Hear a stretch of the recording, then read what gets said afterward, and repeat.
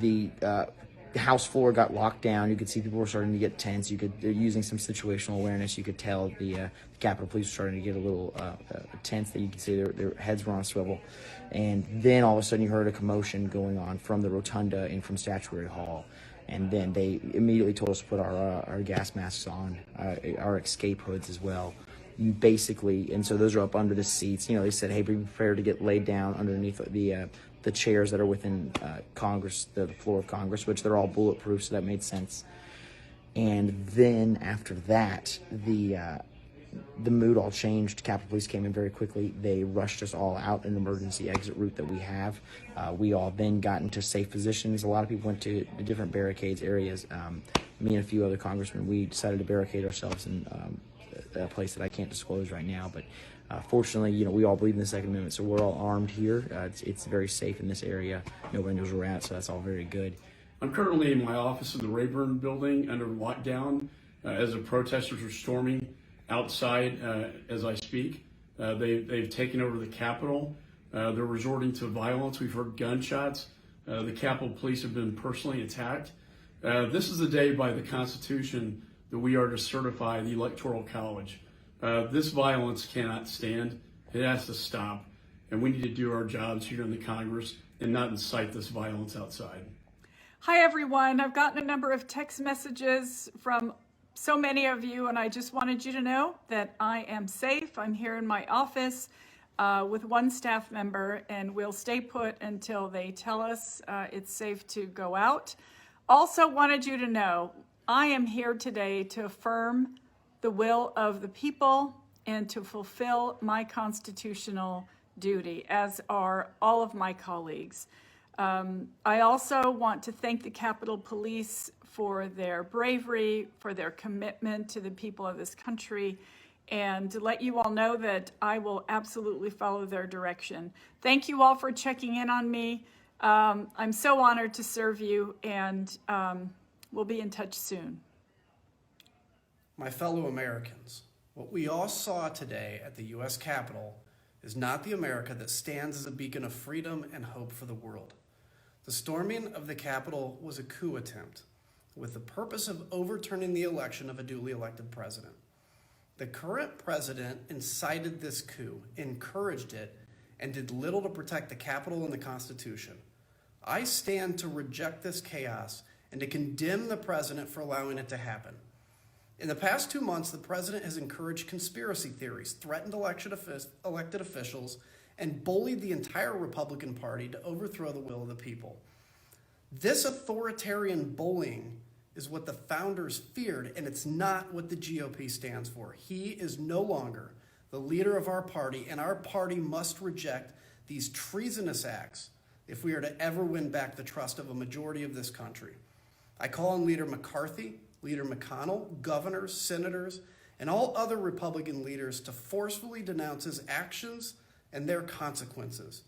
We need to return to the principles of the Republican Party and fight like hell to defend and protect the Constitution and our American freedoms. I swore to protect and defend the Constitution as a member of the military and will continue to fight for it today. Please join me in restoring the GOP to a party that protects and defends the Constitution, law, and order. Hello, everyone. It's been an eventful few hours since last I was able to speak to you from the U.S. Capitol. I'm back in the room that I spoke to you last time, not far from the floor, very close to the floor of the United States House of Representatives.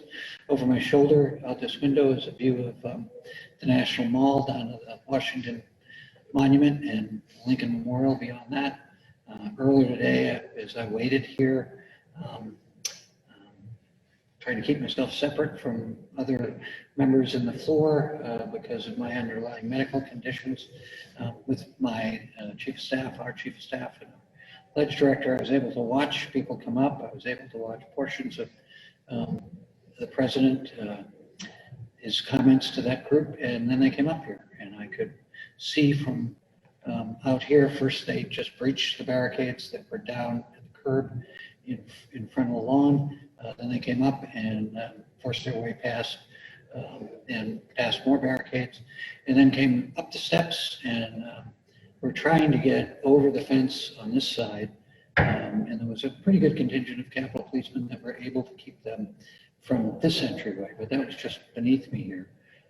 We were in here waiting for the debate and then to go out and vote at the appropriate time until there came an announcement over the intercom here saying that the mob, that's my word, these weren't protesters, this was a mob in my view, had breached the security of the building, that we should shelter in place and lock the doors where we are.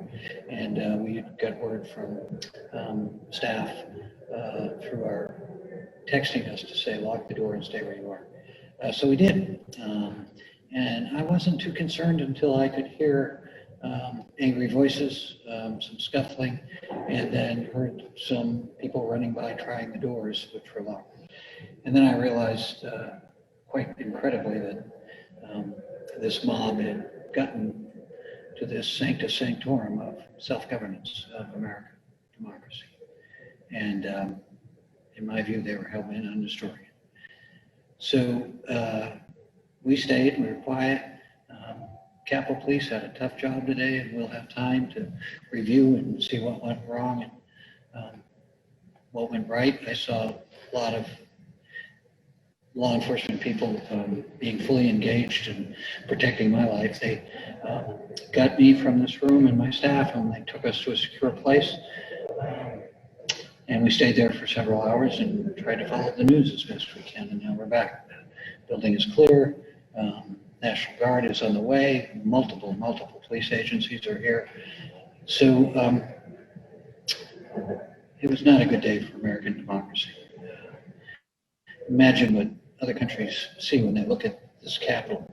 This Capitol invaded by Americans in such a way, breaking the law, ignoring law enforcement people who are here to protect this institution. While we debated certifying the presidential election. And I won't be shy about who's responsible. I have said on national TV in the last few hours, on an interview on PBS, that I believe he should resign now, immediately. That if I had it within my power, I would remove him from office at this instance. I think waiting 14 days. The Constitution doesn't give me that power. We can impeach him, and I would support that. If we could do it tonight, if we could do it as soon as possible. I don't believe he should stay in office one more minute. After today, and what he's done to this democracy today and the last few weeks, he's got to be removed. But we've got to do it following the law, or we'll be like them, and we can't be. So I will do everything to uphold the law and the Constitution of the United States. To me, it's not a hollow oath. It's what Lincoln said. Lincoln said, I swore by an oath in front of God. And to me, my God will uphold my full faith to that oath. So we've got to follow the law, and we will. So all of us need to be vigilant. We can't take this democracy for granted. I'm glad I'm safe. Thank you for all of you who are concerned about my safety, our staff's safety. The way we get through this, I think, right now is do what we're about to do, that Speaker Pelosi and Leader McConnell has said that we have to do as we came back to work, and we're going to debate this objection. We're going to overrule the objection, vote on it. If there are more, we will overrule those. It's my hope, and we're having some rumors to that effect, that some of the objectors have come to their senses, and we're not going to delay this any longer. We know who won this election. We followed due process. The president was allowed due process, and now he's doing what he does all too often, in my view, and thinks that rules don't apply for him, and the consequences of not following the rules are somebody else's consequences, not his.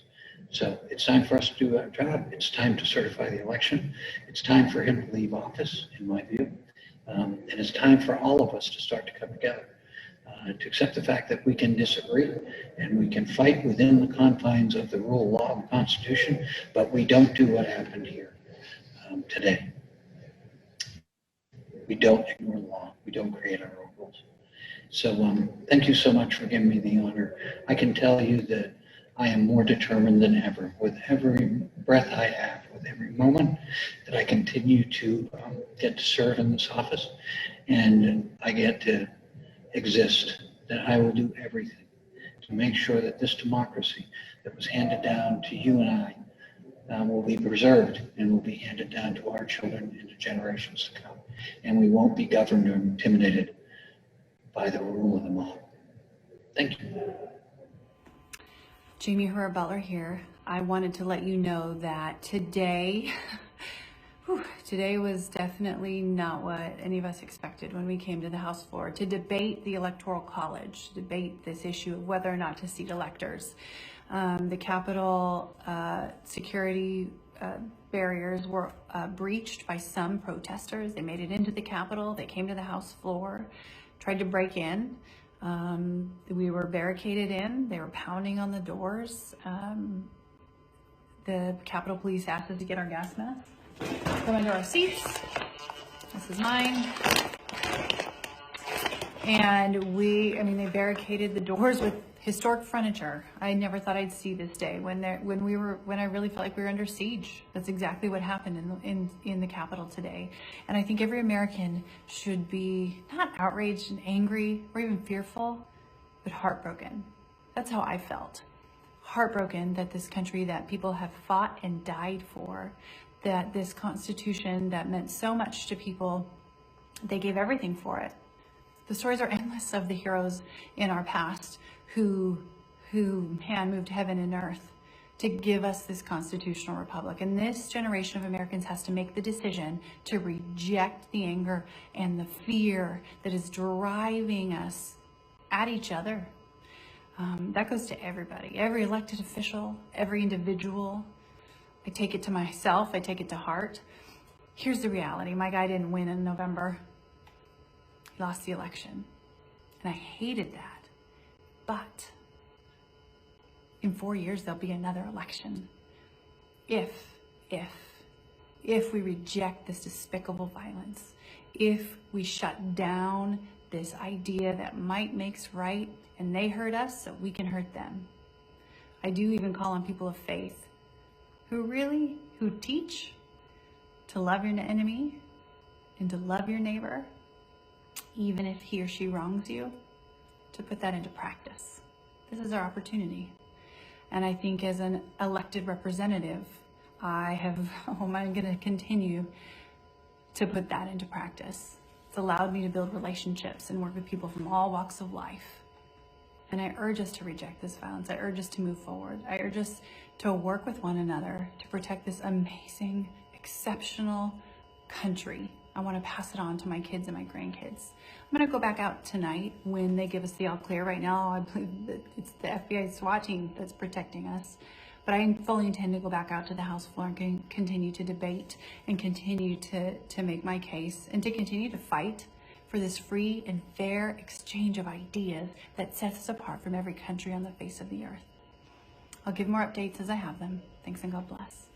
Right now, I am sheltered in place in my office because we have protesters who have stormed the Capitol, clashing with Capitol Police, forcing their way into Statuary Hall. The Vice President of the United States was just rushed off the floor of the House by Secret Service. This is Banana Republic crap that we're watching happen right now. And the objectors over the last 2 days have told me there is no problem with just having a debate. We know we're not going to succeed, so we're just going to object. We're going to have a debate. We'll voice people's concerns, and then we won't actually overturn our entire system of representative government, so nothing bad will happen. There will be no cost to this effort.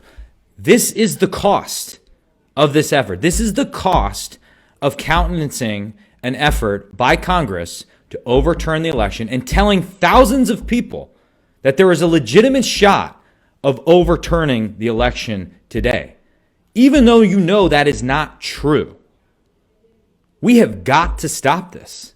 Mr. President, you have got to stop this. You are the only person who can call this off. Call it off. The election is over. Call it off. This is bigger than you. It's bigger than any member of Congress. It is about the United States of America, which is more important than any politician. Call it off. It's over. Good evening, everybody. Based on what transpired today, I thought it would be important to report back to you as to what's going on and to give you a little sense of comfort. A terrible thing happened today, and democracy was thrown on its head by individuals who thought they could usurp the power of the people. They invaded the Capitol. The vice president was rushed out of the Capitol. People were hurt, and an individual was killed, and much mayhem ensued. That's bad news. The good news is that we're going to prevail as a country, as we always do. This is the greatest country that God ever conceived. So when I finish this video, to show that our democracy is alive and well, I'm going to walk across the street, soon I hope, to finish the electoral process voting, and we will finish it. No one's going to be able to stop us. And the bottom line is, moving forward as a country, we need to heal. We need to unite. We need to understand that people have differing points of views, and that together we are better than we are separately. So I want to say thank you to everybody who gave me an unbelievable outpouring of concern and support today. It was unbelievably helpful to me and to my family, and I want to thank all of you. It means the world to me. But going forward, rest assured that we will continue to make sure that America is a great democracy, and that the power of the people will prevail, and that we will continue to do the right thing here in Congress and back home. We will get through this, folks. It was a dark day, but after every dark day, there is a dawn. The dawn is coming very soon. God bless you all. Hello, Delaware. It's Congresswoman Lisa Blunt Rochester, and this is a very short message just to let my friends and my family and my constituents know that I am safe and I am well, and that it is about 8:13 here at the Capitol, and we will soon be reconvening to carry out our constitutional duty. We will not be stopped. We will not be deterred from ensuring that Joe Biden and Kamala Harris are sworn in as the next president and vice president of this country. I ask your continued prayers for our safety here, but also for the healing of this country. And there's so much that needs to be done, so many people who are hurting, and we just need to love each other. And love is not easy. So for anybody who thinks that that is a Pollyanna notion, it's not easy. I know that. Because even when I was up in the balcony of the Capitol when the House was going through what it was going through, there was just an anger that I felt that why are we even in this situation right now? And it was very hard to lay down that anger so that I could even just pray. I couldn't even pray. That's how sad and upset I was. But in doing that, I could pray for healing. I could pray for peace. I could pray that we understand our purpose is to love. Love yourself. Love each other. Love this planet. And if you believe like I do, love God. When you do those things, you don't see what we saw today. So to all of you who reached out, who sent me text messages, they've been coming in. I can't even respond to all of them. I've been sending hearts and prayers just so you know that I've received them and that I'm safe. But I want you to know I will continue to fight with you and for you, so that people's lives are better and changed and improved, and that we love each other. I love you. Congressman Don Norcross here. I'm back in my office after an incredible set of events in our nation's capital. Over my shoulder is the dome of our nation's capital, that symbol of democracy around the world. Today, that democracy was challenged. While we were on the floor today, having the discussion concerning the election, a mob literally overran the Capitol. After assembling down at the White House, where President Trump gave a speech that only history will judge, but we saw the outcome of that speech. The mob came down, literally overrunning the Capitol Police, who were putting their lives on the line. We were in the middle of the discussion when the Speaker, the Majority Leader, the leadership of both the minority and the majority party were whisked out of the room and off to safety. We followed a few minutes later, literally walking out, and then people started running because they heard the shatter of windows and the mob was literally coming down the hallway. That's not the way our democracy is supposed to work. There'll be hearings, there'll be investigations on what happened today, and it will take its natural course of events. But today should show us a nation divided cannot stand, that only together we as a nation will survive. The pandemic is horrible, and now this. We thought it would change with 21. We all talked about saying goodbye to 2020. Well, your prayers and thoughts, we appreciate. But in the end, it's only working together that we'll get through this. Thank you.